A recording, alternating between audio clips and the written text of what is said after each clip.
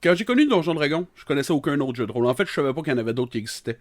Mais avec le temps, il y a des affaires qui me gossaient. Fait que j'ai modifié 2-3 petites affaires. Puis aujourd'hui, ben, c'est de ça que je vais vous parler. Salut les rouleux de dés! Aujourd'hui, j'ai envie de vous parler de comment est-ce que j'ai un petit peu modifié ma façon de jouer à Donjon Dragon pour voir si vous aimez ça, si ça vous inspire, si vous avez des bonnes idées. Pour commencer, la création de personnages. Moi, depuis très longtemps, je peux pas dire toujours, mais depuis un bon bout, je demande aux joueurs qu'est-ce que t'as envie de jouer. J'y dis pas, regarde, là des races, choisis-en une. Je demande qu'est-ce que t'as envie de jouer. Puis là, ben, s'il me sort quelque chose qu'il n'y a pas dans le livre, ben, la race, c'est quand même plutôt facile à faire. Là, avec Tasha, ben, ils nous ont donné des trucs, mais ça, c'est de quoi que je faisais déjà avant, parce que quand on...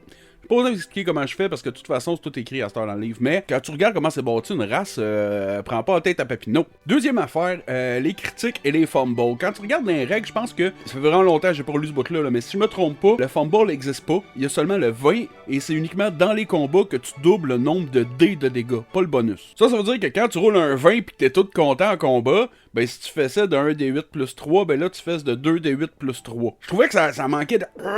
Tu sais, y a pas de quoi faire « Oh yeah! » quand tu pognes un 20, c'est décevant. Pour cette raison-là que j'ai créé plusieurs tables de critiques, mais entre autres, il y a une vidéo là, pas mal plus loin en arrière que vous pouvez le retrouver, que j'explique un peu ce qu'il y a dedans. Ça rajoute du punch. C'est une table aussi que j'utilise pour les ennemis, donc eux autres aussi, s'ils roulent un 20 naturel, ça se peut qu'ils pètent la gueule un des joueurs. Mais j'utilise les 20 partout dans le game. N'importe quand un joueur, toujours 5% de chance de réussite de débile ou d'échec de débile. Mais c'est pas parce qu'un joueur veut rouler un 20 naturel que nécessairement ça va s'appliquer à quelque chose de grandiose automatiquement. Je fouille la pièce. Roule ton dé. 20 naturel! Ben tu vois que la pièce est vide. Ouais, mais là il roulé un 20. Non, la pièce est juste très très vide pis t'es certain de ta shot.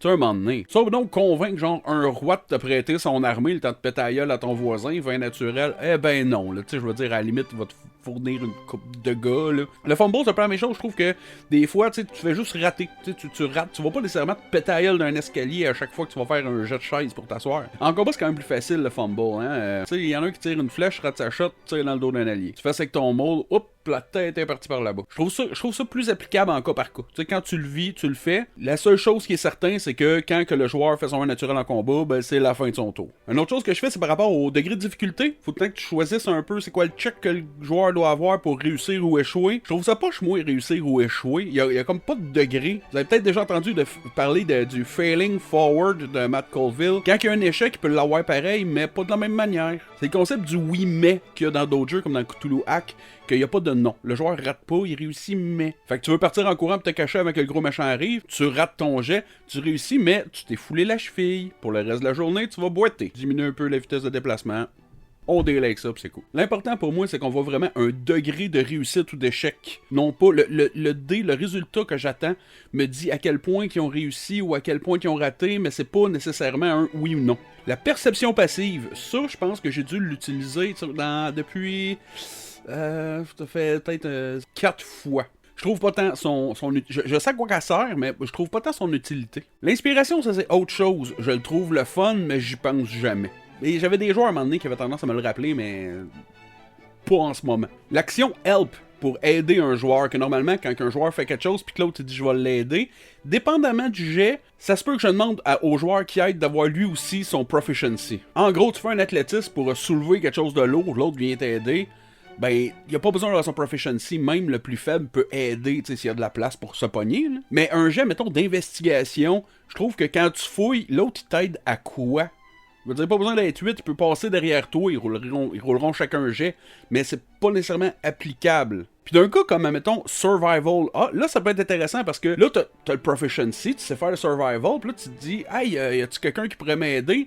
Les autres, ça se peut qu'il en ait aucune idée de comment aider. Dans ma tête, s'il y en a un autre qui a le Proficiency, là, c'est une autre histoire. Là, par exemple, là, tu peux l'aider là, à checker si tu verrais pas quelque chose. Là. Tu peux checker les traces de caribou. Il me semble que c'est plus logique. Mais tu sais, fouiller d'un livre, là, je vois pas comment l'autre peut t'aider à fouiller un livre. Il peut fouiller d'autres livres, mais il peut pas fouiller le même livre. Sinon, le jet arcane, je sais que c'est tout ce qui a lien avec la connaissance de la magie. Mais moi, quand un joueur me demande de faire quelque chose d'un peu plus cool avec. Exemple qui date de quand même un bon bout, là, il y a quelqu'un qui a fait Mage Hand, puis je me rappelle plus exactement, mais il y a une limite, mettons, de 15 pieds puis 10 livres, là.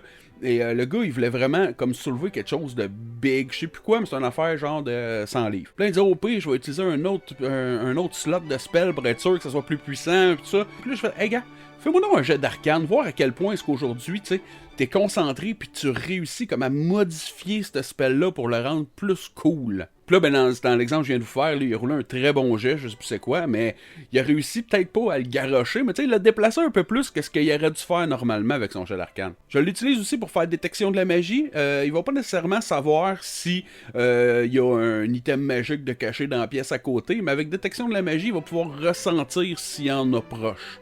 Ça sera pas aussi badass, mais il va avoir une petite base. Hey, Streetwise, il aurait jamais dû enlever ça. Crafting non plus, c'était cool, crafting. L'as-tu déjà eu, crafting? Je suis pas sûr. J'ai déjà vu ça. C'était une bonne idée. Parce que moi, quelque chose que j'ai de problème en ce moment, c'est quelqu'un qui me dit... Un barde, mettons, ok? Là, il me dit, la chaise est pétée, elle est pas solide, ça donne que je vais ramasser un tournevis à un moment donné, je vais essayer de la réparer. Là, dans ce temps-là, je suis tout le temps un peu, genre, il me semble que ça serait soit un slate of hand, pour pouvoir dire qu'il y a de la minutie, tu sais, pour réussir à revisser ça comme il faut, mais en même temps, ça prend de l'intelligence, savoir c'est où que c'est failé, c'est où que c'est pété. Moi, dans ce temps-là, je fais un peu comme à le système World of Darkness, quand je joue à Vampire. Fais-moi un jeu de slate of hand, c'est une base d'intelligence. Sinon, dans les phases de combat, s'il y a de quoi qui me gosse, c'est bien le combat. Pas bon dans le combat, je vous en reparlerai une autre fois, c'est pas ma force. Mais j'haïs l'initiative telle que décrite dans le Player Handbook. Quand tu vas voir le livre du DM, là, voyons, ben, il y a une technique un peu plus cool que j'aime. En fait, il y en offre une coupe. Mais moi, en ce moment, ce que j'essaie avec mon groupe, décrivez-moi ce que vous allez faire, puis après ça, je vais vous dire qui agit en premier. Je vais utiliser vraiment l'initiative pour pouvoir avoir une surprise, ou à d'autres moments que je veux savoir, t'es-tu plus rapide que l'autre. Les deux partent en courant pour savoir c'est quel le premier des deux qui va pogner le totem magique, ben là, roule-moi une initiative, voir si t'es plus rapide que l'ennemi. Sinon, boire une potion, moi, c'est une action bonus. Je sais que de sortir sa bouteille, l'ouvrir, la boire, ça doit prendre plus que 6 secondes qu'il y a un round normalement à Donjon Dragon. Mais je trouve ça un peu crotté, moi, de dire que tu vas prendre une potion qui va te donner autant de vie que le gars qui va te fesser va t'en enlever. Il y a comme quelque chose là-dedans que... Je sais pas, l'impression que tu veux juste perdre ton round. Si tu transportes plus que 60 flèches sur toi, t'exagères. Surtout que si je me trompe pas, tu peux toujours en récupérer une sur 2 rounded down.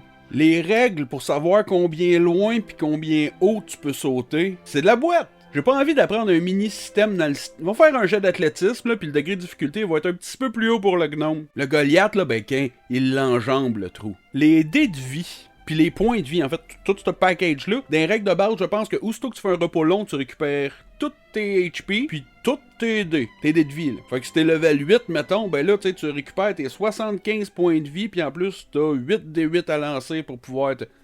Ouais, ça fait beaucoup de vie, ça. Moi, ce que je fais, c'est qu'à chaque fois que tu fais un repos long, tu récupères la moitié de tes dés de vie rounded down. Fait que ça se peut que si t'es rendu à 2 points de vie, que ça te prenne une coupe de dodo pour pouvoir récupérer de la vie. Puis en même temps, les joueurs travaillent pour s'acheter de la potion. Un moment donné, il me semble que tu dois avoir mal à l'épaule. Il me semble que ça prendrait une coupe de jours t'en remettre de cette épaule-là. Bon, fait que c'est à peu près ça. J'espère que là-dedans, vous avez trouvé des affaires qui vous plaisent. J'espère qu'il y a personne qui est fâché parce que j'ai modifié quelque chose. Va comme, ben voyons donc, c'était écrit ici, comment faire. Parce qu'on a beau regarder les règles, tout ça, comment ça a été fait. Tu sais, dans les premières pages, c'est écrit que s'il y a une règle qu'on n'aime pas, on l'enlève, qu'on peut en rajouter. Puis à date, les joueurs avec qui j'ai joué me semblaient satisfaits. Puis je pense que ça se calcule bien dû au fait qu'ils m'en reparlent, qu'ils veulent revenir, puis que j'ai souvent des nouveaux joueurs. En tout cas, tu sais, ils ont l'air contents. Fait que that's it pour aujourd'hui, roulette de dés. Attention à vous autres, là. Il annonce de la neige.